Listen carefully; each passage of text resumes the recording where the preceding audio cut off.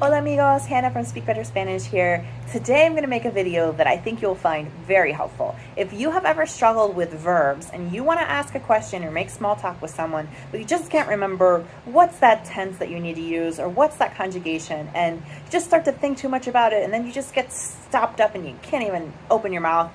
All right, I've got a very helpful question for you that's going to make your conversations way easier. That question is two words, which is ¿Qué tal?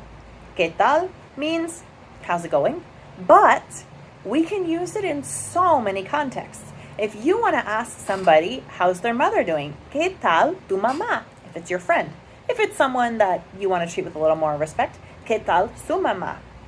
¿Qué tal tu fin de semana? How was your weekend? ¿Qué tal en la universidad? ¿Qué tal tus clases? How are your classes going? How's it going in college or university? We can use ¿Qué tal with literally almost anything. You want to ask how's the food? The waiter might come and say ¿Qué tal la comida? Do you hear that? There's not even a verb in that question, right? None of them have a verb.